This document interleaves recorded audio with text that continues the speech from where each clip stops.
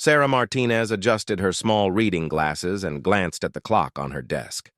Another late evening at Patterson Air Force Base, where she worked as a civilian contractor in the logistics department. To everyone around her, she was just another desk worker, someone who made sure supplies reached the right places at the right times.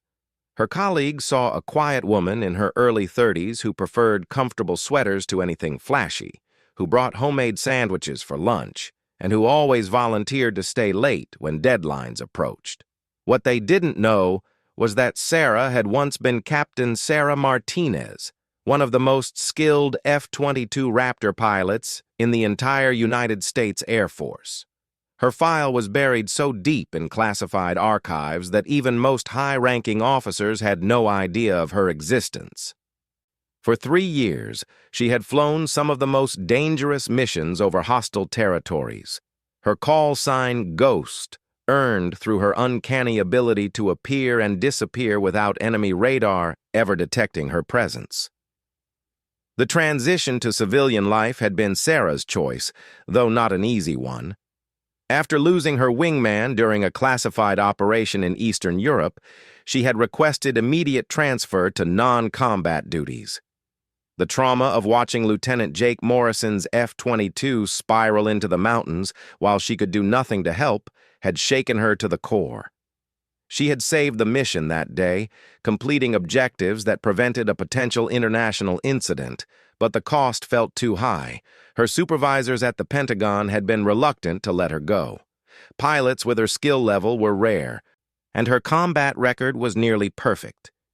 But Sarah had been firm in her decision. She wanted a quiet life, away from the cockpit, away from the split-second decisions that could mean life or death for herself and others. The Air Force had honored her request, arranging for her current position while maintaining her top-secret clearance for administrative purposes. Now, 18 months later, Sarah had built a peaceful routine. She arrived at the base each morning at 7 sharp, reviewed supply manifests, coordinated with various departments, and ensured that everything from spare parts to catered meals reached their destinations. Her co-workers knew her as reliable and efficient, someone who never raised her voice but somehow always got things done. During lunch breaks, she would often sit alone in the cafeteria, reading novels or working on crossword puzzles. The only hint of her past came in moments when military aircraft flew overhead. Sarah would pause whatever she was doing, her head tilting slightly as she identified the engines by sound alone. F-16s had a sharp, whining note. C-130 transport planes rumbled with a deeper, more methodical rhythm. But F-22s had a sound that made her heart race even now. The twin Pratt & Whitney engines created a specific harmonic that she could pick out from miles away. Her apartment off base reflected her desire for simplicity.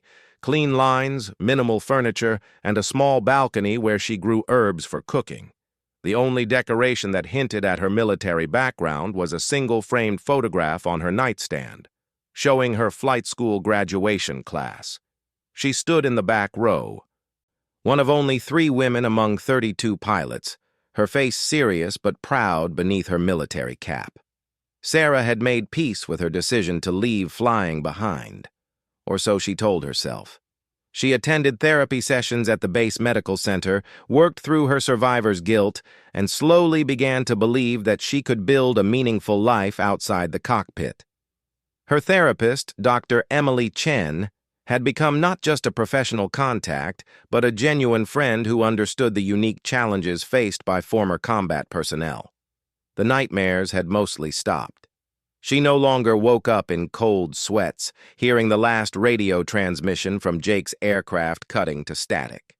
She had learned to sleep through the night without checking and rechecking that her apartment's doors and windows were secure. Small victories, Dr. Chen called them, but they felt significant to Sarah. Work had become a comfortable refuge. Her office was located in Building C, a nondescript structure that housed various administrative functions. She shared the space with Marcus Thompson, a former Navy logistics officer who handled equipment maintenance schedules, and Jennifer Liu, a civilian engineer who specialized in communication systems. Both had accepted Sarah at face value, never pressing for details about her background beyond the basic information in her personnel file. Marcus often joked that Sarah had an almost supernatural ability to solve supply chain problems. When a critical radar component went missing during a training exercise, Sarah somehow tracked it down in a warehouse in Nevada within 2 hours. When a squadron of visiting pilots needed specific dietary accommodations, Sarah arranged everything seamlessly, even though the request came with only 6 hours' notice. "You should have been a detective," Marcus would say, shaking his head in admiration. "The way you can track things down is incredible." Sarah would just smile and deflect the praise.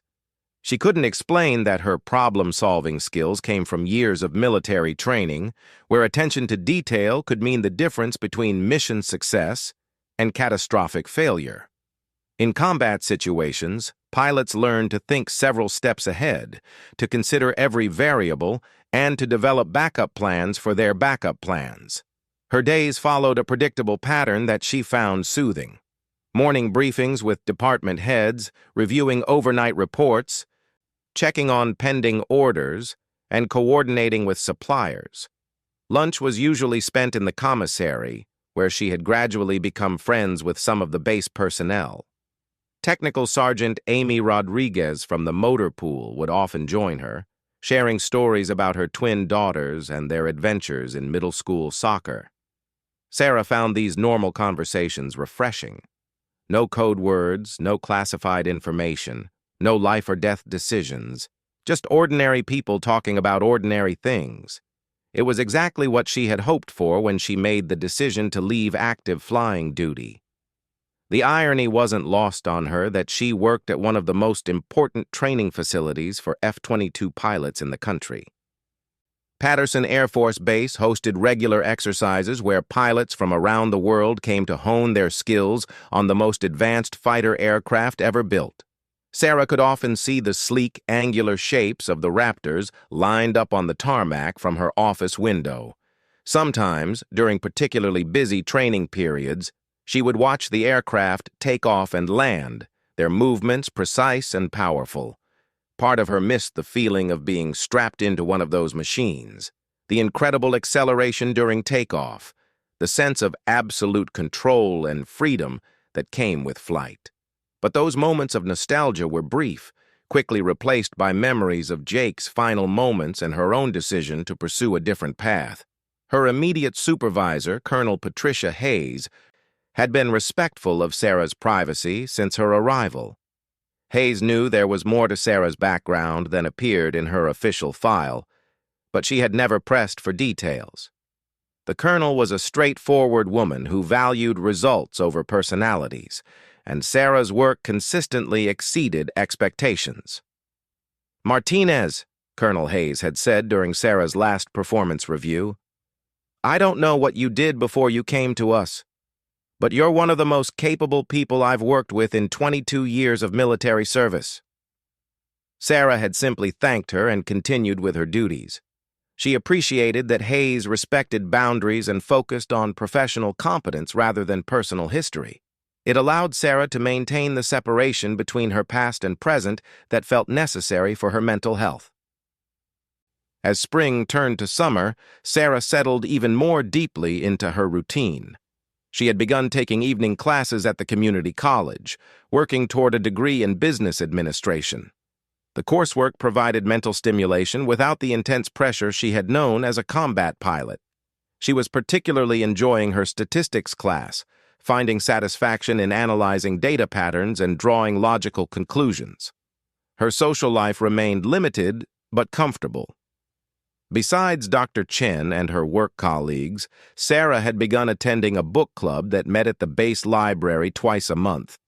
The group included both military personnel and civilian contractors, and their discussions about contemporary fiction provided another normal activity that helped ground her in her new identity. Everything about Sarah's carefully constructed new life was designed to be unremarkable. She drove a practical sedan, shopped at the commissary like everyone else, and participated just enough in base social activities to avoid standing out. Her goal was to blend in completely, to become just another face in the crowd of people who kept the base running smoothly. But despite her best efforts to leave her past behind, Sarah couldn't completely escape who she had been. Her apartment included a small closet that she kept locked, containing items from her flying days that she couldn't bring herself to throw away. Her flight suit, carefully cleaned and pressed. Her helmet, custom-fitted and bearing small marks from countless missions. Her pilot's wings, polished to a mirror shine. She told herself she kept these things for sentimental reasons, but sometimes, late at night, she would open that closet and run her fingers over the flight suit's fabric. The muscle memory was still there, the knowledge of every switch and control in an F-22 cockpit, the procedures for handling emergency situations, the split-second decision-making that had once been as natural as breathing. Sarah had built a successful new life, but she remained at her core a pilot. And though she didn't know it yet, that identity was about to be tested in ways she never could have imagined.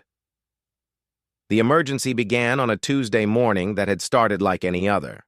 Sarah was reviewing maintenance schedules when the base alarm system activated, sending sharp, urgent tones throughout the facility.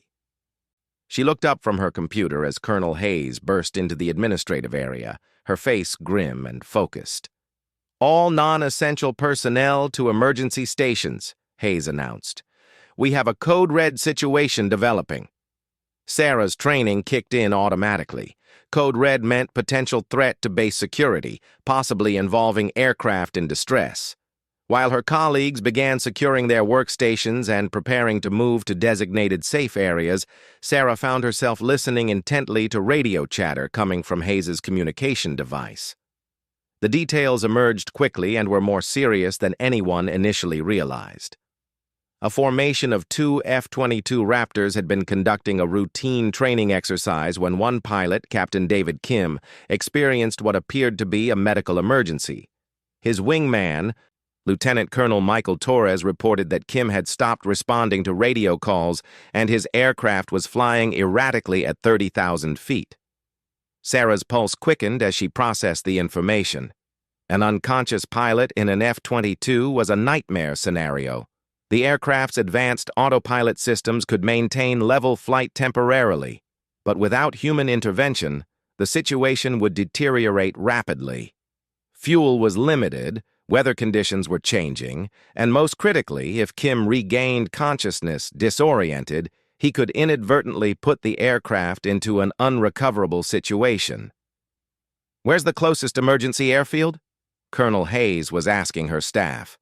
"Patterson's got the longest runway and best medical facilities within range," came the reply. "But we need someone to talk Kim down if he comes to, or figure out how to get that bird on the ground safely." Sarah stood frozen, listening to the developing crisis. She knew exactly how complex this situation was. F-22s weren't like commercial aircraft with simple autopilot systems. They were incredibly sophisticated machines that required constant pilot input for safe operation.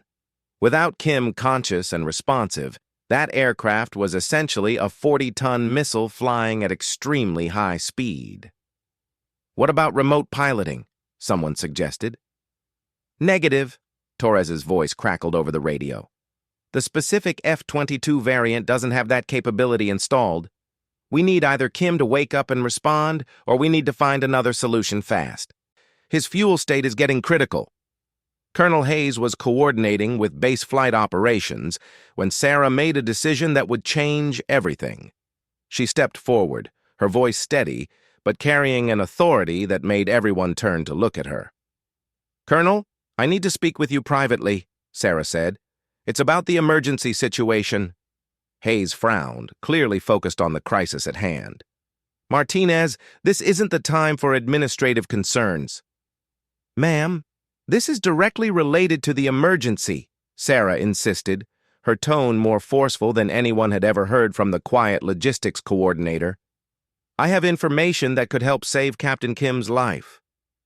Something in Sarah's voice made Hayes pause. She gestured toward her private office, and Sarah followed, closing the door behind them. For a moment, the two women stood facing each other, the sounds of the ongoing emergency muffled but still audible.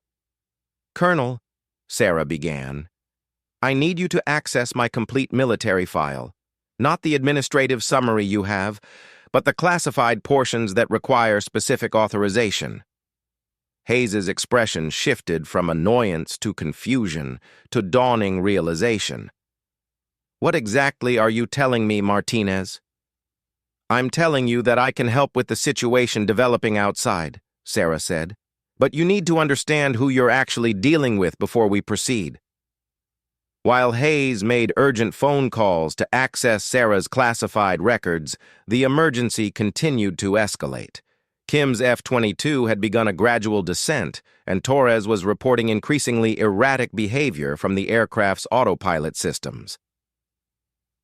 Weather conditions at the base were also deteriorating, with wind speeds increasing and visibility decreasing.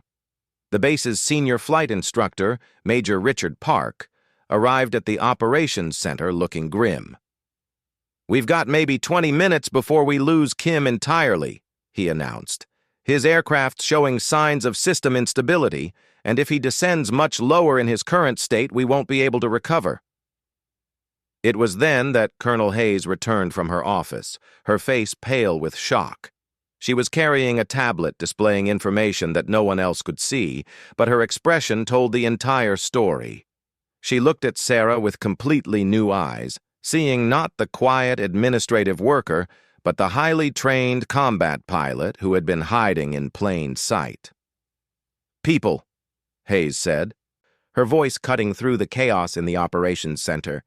"I want everyone except essential flight operations personnel to clear this area immediately. What I'm about to discuss is classified at the highest levels." As the room cleared, leaving only Hayes, Major Park, and a few senior operations staff, Sarah stepped forward. The transformation was remarkable. Gone was the tentative, soft-spoken woman who processed supply orders. In her place stood someone who radiated competence and confidence, whose posture and bearing immediately commanded respect. "Major Park," Sarah said, "I need you to give me a complete status report on Kim's aircraft. Fuel remaining, altitude, heading, system status, and current autopilot configuration." Park looked confused, glancing between Sarah and Colonel Hayes. "Ma'am, I'm not sure who you are, but this is a restricted briefing for qualified personnel only." "She is qualified," Hayes said grimly. "More qualified than anyone else on this base. Martinez, tell him what he needs to know." Sarah took a deep breath. "Major, my name is Captain Sarah Martinez, formerly of the 27th Fighter Squadron. My call sign was Ghost. I have over 800 hours of F-22 flight time, including combat operations. I've handled emergency situations involving unconscious pilots, system failures, and hostile environments." The room went completely silent except for the continuing radio chatter from Torres, who was still trying to raise his unconscious wingman. Major Park's expression shifted from skepticism to amazement as the implications sank in. "You're telling me," Park said slowly, "that our logistics coordinator is actually one of the most experienced F-22 pilots in the Air Force?" "Was," Sarah corrected. "I left active flying duty 18 months ago. But the training doesn't disappear, and right now, Captain Kim needs someone who understands his aircraft better than anyone else available." Torres's voice came over the radio again, more urgent now. "Base operations. Kim's aircraft just began a steeper descent. I'm reading multiple system warnings. Whatever we're going to do, we need to do it now." Sarah moved to the radio console with natural authority. "Lieutenant Colonel Torres, this is base operations. I'm going to be your primary contact for talking Kim down when he regains consciousness. What's your current position relative to Patterson?" "We're 15 miles south. Altitude now 22,000 and descending. Base ops, who am I speaking with? You sound different from the previous controller."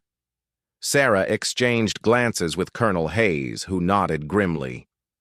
"Torres, this is Captain Martinez. I'm going to be coordinating the recovery effort." There was a pause on the radio. "Martinez? I don't recognize that call sign from current squadron rosters." "That's because I'm not currently assigned to flight duties," Sarah replied. "But I have extensive F-22 experience, and right now, I'm Kim's best chance of getting home safely." Meanwhile, Major Park was frantically coordinating with base medical personnel and crash crews. The base's emergency response teams were positioning themselves along the most likely approach paths, while meteorology updated weather conditions that were continuing to deteriorate. Sarah found herself slipping back into patterns of thought and communication that felt both foreign and completely natural. She was analyzing multiple variables simultaneously: Kim's likely physical condition, the aircraft's system status, weather factors, fuel consumption, and dozens of other elements that could affect the outcome of the emergency. "Torres," she radioed, "I need you to get as close to Kim's aircraft as safely possible and give me a visual assessment. Can you see any obvious damage? Any signs that he's regaining consciousness?" "Negative on damage. His bird looks clean. But I'm not seeing any movement in the cockpit, and his aircraft's flight path is becoming increasingly unstable. Sarah, whoever you are, we're running out of time here." Sarah closed her eyes briefly, calling up mental pictures of F-22 cockpit layouts, emergency procedures, and recovery techniques. Information that she had spent months trying to forget came flooding back with crystal clarity. Every system, every backup procedure, every possible failure mode was suddenly available to her conscious mind. "Park," she said, turning to the major, "I need you to clear the longest runway and have crash crews standing by. Also, get me a direct line to Kim's aircraft's emergency transponder. If he wakes up disoriented, I need to be able to reach him immediately." "Already in progress," Park replied, his initial skepticism now replaced by professional focus. "But Sarah, even if Kim regains consciousness, talking someone through a landing in these weather conditions is going to be incredibly difficult." "I know," Sarah said quietly, "but it's not impossible. I've done it before." What she didn't tell anyone was that she had done it before under combat conditions, with hostile aircraft in pursuit and surface-to-air missiles tracking her formation.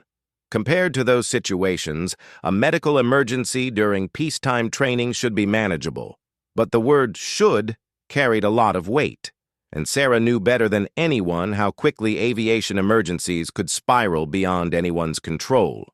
As Kim's aircraft continued its descent toward Patterson Air Force Base, Sarah found herself fully engaged in a type of thinking she had promised herself she would never need again. The quiet, peaceful life she had carefully constructed was crumbling around her, replaced by the intense, high-stakes environment she had tried to leave behind. But as she coordinated the rescue effort, something else was happening. For the first time in 18 months, Sarah felt completely alive, completely engaged, completely herself. The fear and trauma that had driven her from flying were still there, but they were overshadowed by a more immediate concern: bringing Captain Kim home safely. Torres's voice crackled over the radio again. "Base operations. I think I see movement in Kim's cockpit. He might be coming around." The moment Torres confirmed movement in Kim's cockpit, Sarah's training took complete control. She keyed the radio with steady hands, her voice carrying the calm authority that had once guided her through combat missions over hostile territory. "Captain Kim, this is base operations. If you can hear me, click your transmit button twice." The radio remained silent for several agonizing seconds. Then, faintly, two distinct clicks came through the static. "Kim, this is Captain Martinez coordinating your recovery. You experienced a medical emergency during flight. You're currently at 18,000 feet, 15 miles south of Patterson Air Force Base. Do you understand?" Kim's voice came through weak and confused. Where am I? My head is pounding. The instruments look wrong. Sarah felt a familiar rush of focus that she hadn't experienced since her last combat mission. Every detail became sharp and clear. She could visualize exactly what Kim was seeing, the disorientation he was feeling, and the critical steps needed to bring him home safely. Kim, listen to me carefully. You're going to be fine, but I need you to follow my instructions exactly. First, check your fuel status. Tell me what your fuel gauge reads. Fuel shows.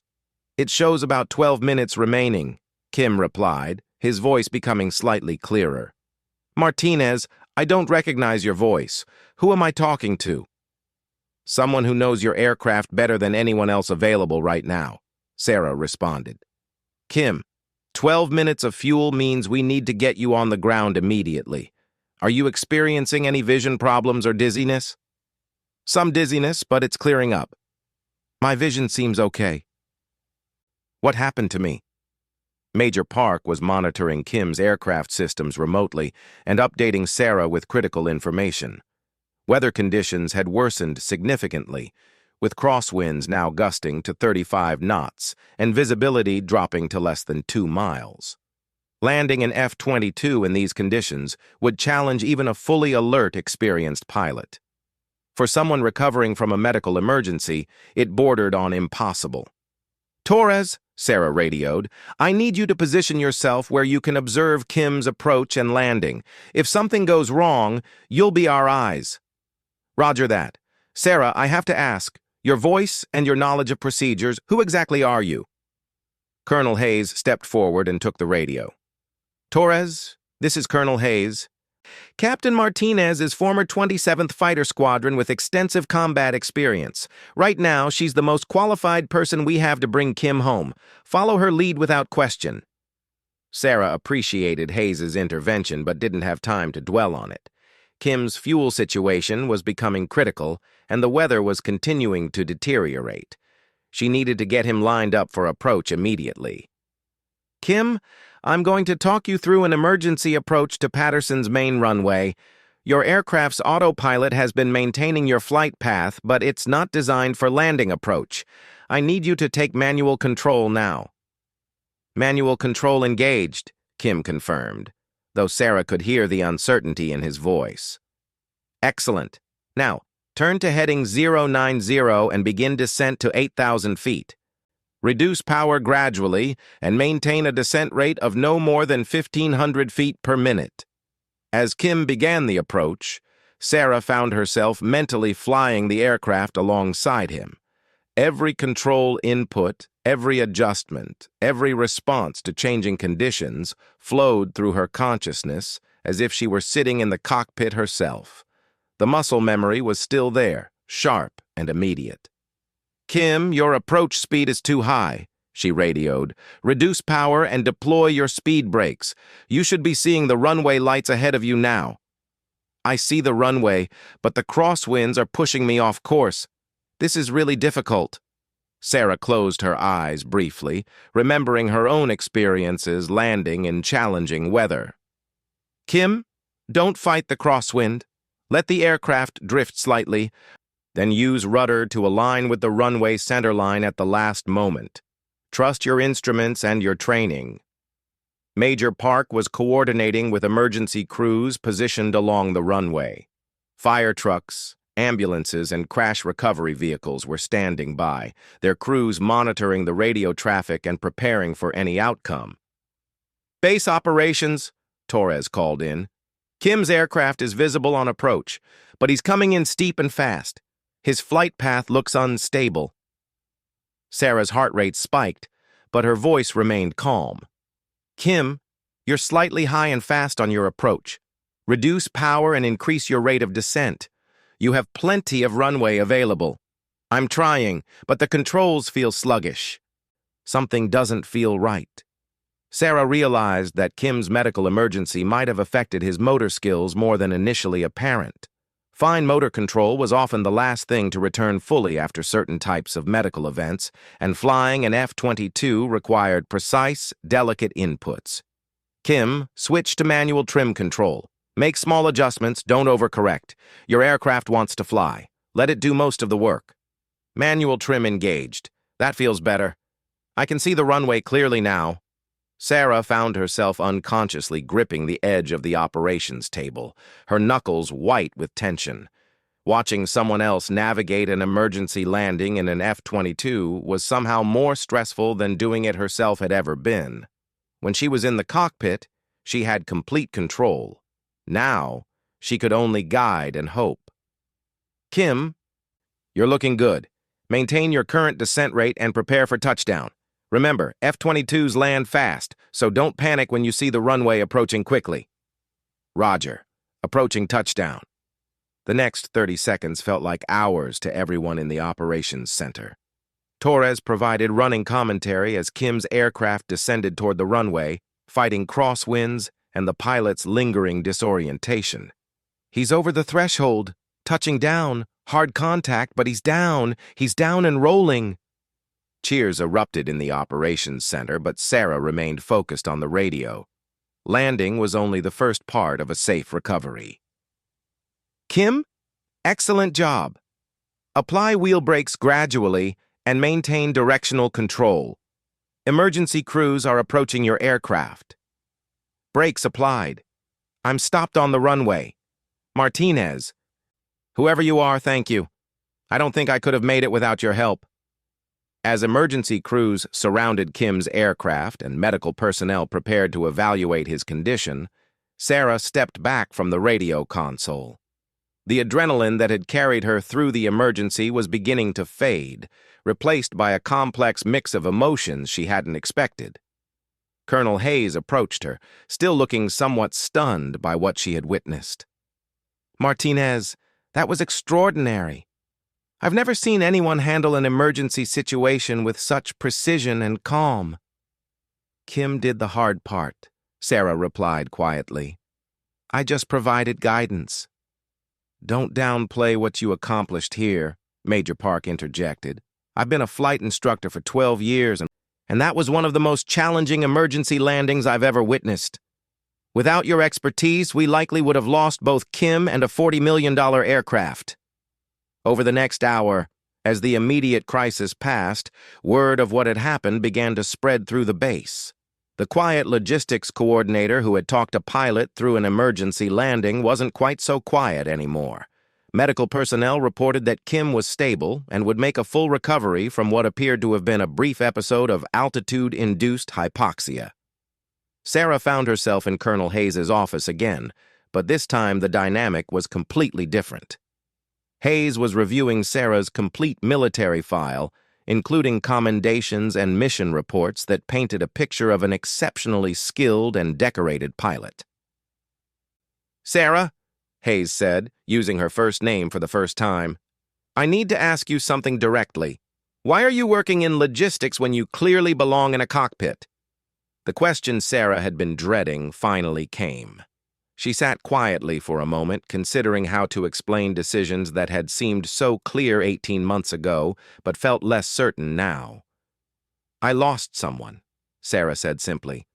My wingman during a mission that went bad.